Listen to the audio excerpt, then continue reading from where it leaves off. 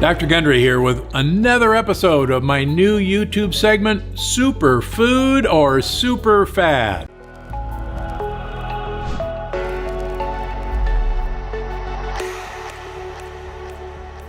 Superfood or Super-Fad. On today's episode, we're actually going to talk about something really exciting. It's been trendy for a few years now and has even made its way onto fast food menus, where it almost always costs extra. I'm talking about avocado.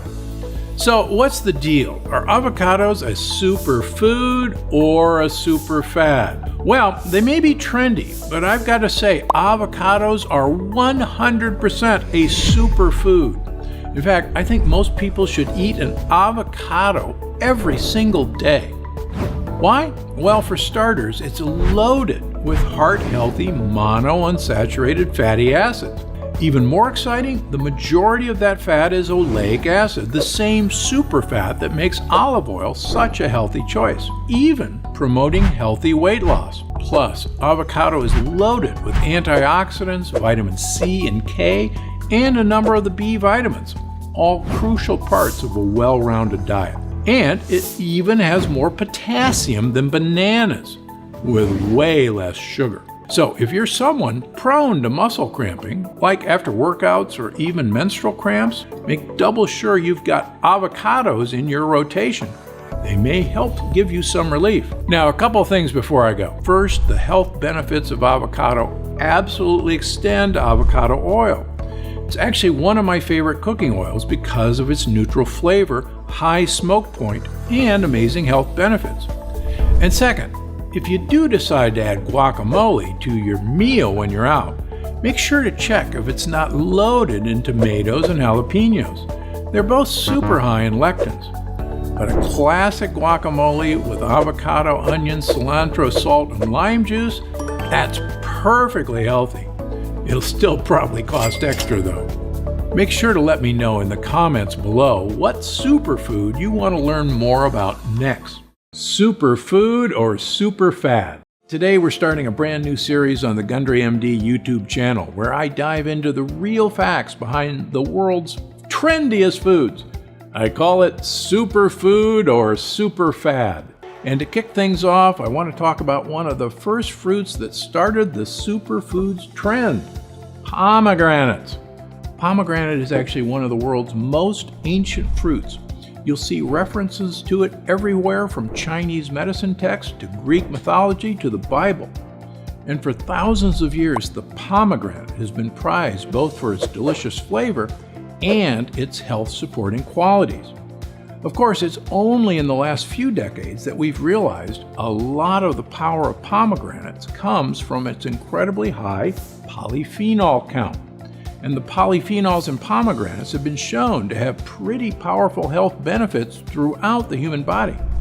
They can help support healthy blood pressure, help keep your joints mobile and comfortable, support sharp memory and focus, and so much more. Meaning, when it comes to your health, pomegranates are a true superfood and not an overblown super-fad. But in this case, there's a catch. A lot of the marketing surrounding pomegranates these days doesn't talk about the fruit at all.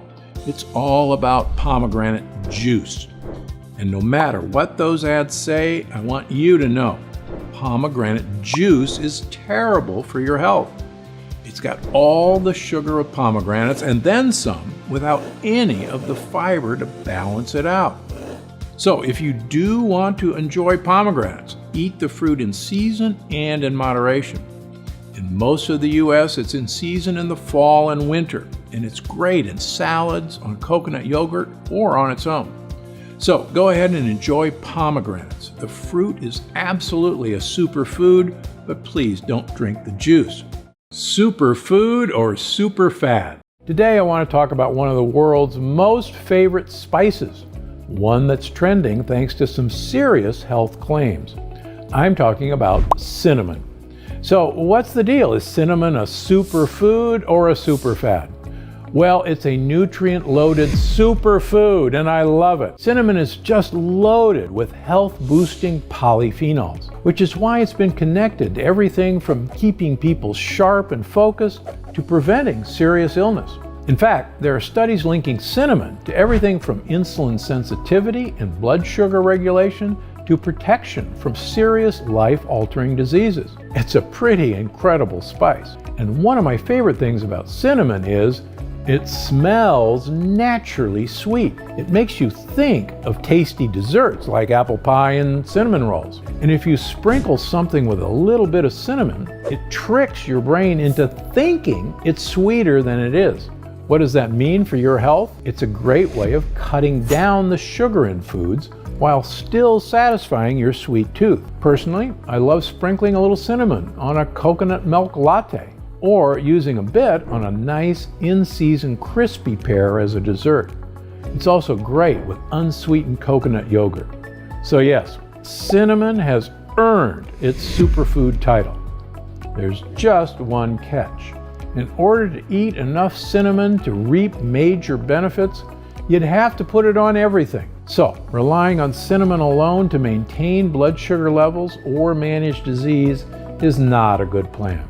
But it's a great tool when it comes to cutting sugar, which is something just about every American needs to do. So I suggest keeping it handy and using it to improve the flavor of foods. You'll reap some great side benefits, and you may find it easier to cut down in sugar.